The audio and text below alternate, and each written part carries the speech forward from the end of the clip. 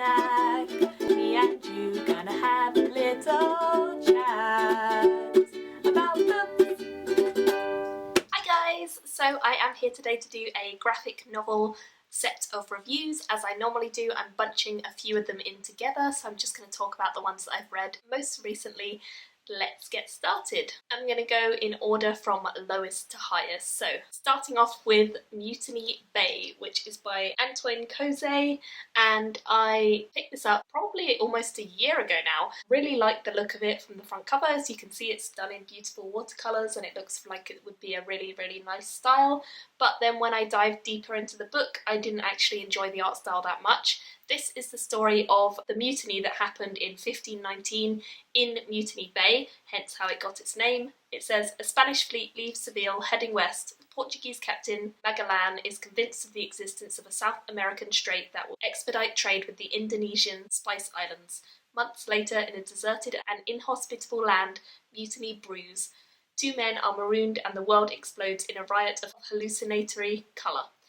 Now, that sounded fantastic. But this book wasn't fantastic in my opinion. I feel like it really lacked any sort of depth to it. It felt as though we never really got to know the characters of the storyline, and even though we have quite a good amount of pictures, there's a large amount of them all the way through, and it's sometimes coloured, sometimes not. Most of it's black and white, but then we do get a few pages that have either hints of colour, like this one, or they are in full colour later on in the actual book. I just didn't feel like this worked for me. It was mainly the storyline, I think. I think the imagery was not my favourite, but the storyline really just took it down. It sounded like it was going to be really interesting and we would have this kind of pirating vibe to it, and then we would see the mutiny, but it really wasn't that at all. It was very much a sort of weird story that talked about one of the sailors who kept having these very bizarre visions. He kept having these weird thoughts about a lady, and the lady would appear to him in the water, and it was very bizarre and it didn't feel like it was relevant to me. And I'm sure Antoine Causet was trying to be a little bit clever and a little bit quirky, and that's fine, but it just didn't work for me in this book, and so unfortunately this was the lowest rating I gave, and that was a 1.5, because it was readable, so I didn't hate it, but it really wasn't for me and I just did not think it was good, so unfortunately that's all I could give it. And then all of the others in this video I gave 4 stars. There's no real pecking order here, but I'm just going to start with the first one I pick up, which happens to be this one, Legends of the Mouse Guard. This is by David Peterson initially. Basically the Mouse Guard world was set up by David Peterson, and then this is called The Legends of the Guard, and it's a collection of different artists and illustrators and authors who've come together to create stories within the Mouse Guard world, and they have put them together with little inserts from David Peterson that tie all of the stories together. So this is basically a collection of the mice have got together. They are in a tavern and they are staying up late one night to tell stories about some of the adventures that the Mouse Guards have had and some of the big things that people remember, and it's basically a competition to see who can get rid of their bill at the tavern by one-upping the person before them.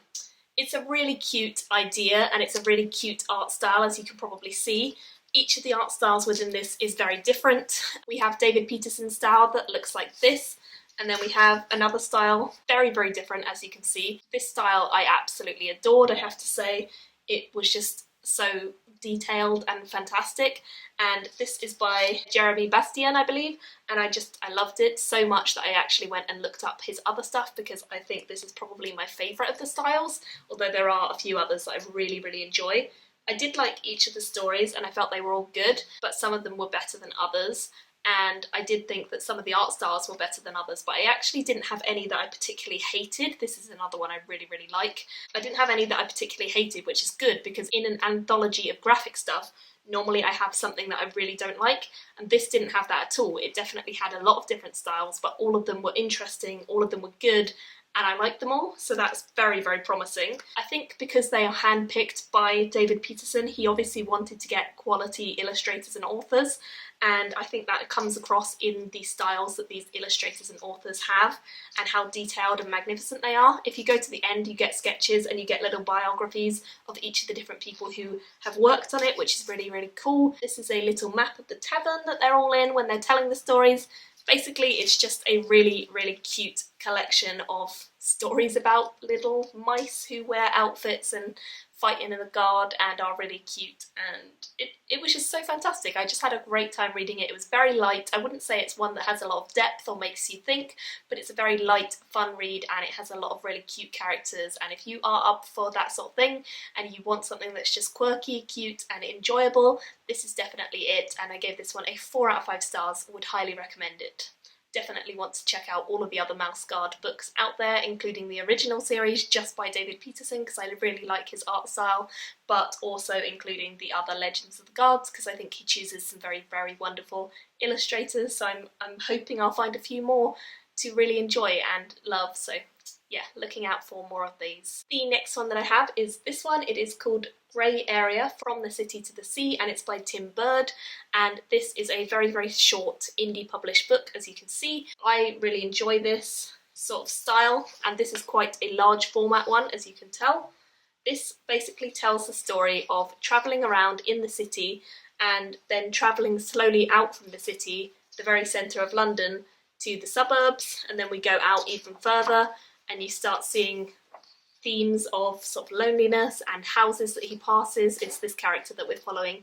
He's the one who's travelling, and we follow him and we follow through his point of view, and you see him on like good days and rainy days travelling around, and he's basically going all the way from the city to the sea, and eventually he comes to the sea and you see it here, and then he ends up at the very edge. But one of the things that I think is really worth pointing out about this is it's not just pretty imagery. The words, even though they're few and far between, there are not that many words, are really poignant to the scenes that they illustrate, and I think that's fantastic. I also just love the colour tones, as you probably saw when I flicked through. There's only grey tones, and then there's also a hint of yellow or mustard colour and a hint of sort of red colour, and those are the only two highlight colours we have. The rest of it is all tones of grey, and I just think it's a really, really lovely style that he draws in, and also a really lovely concept about the things that you might not necessarily notice unless you travel around from one place to the other, and this is your journey, and the things you see when you're journeying around and you would probably miss in day-to-day life were it where you lived or whatever. Really, really lovely story, and definitely a illustrator that I would love to pick up more by, and I'll be on the lookout for any more of his stuff.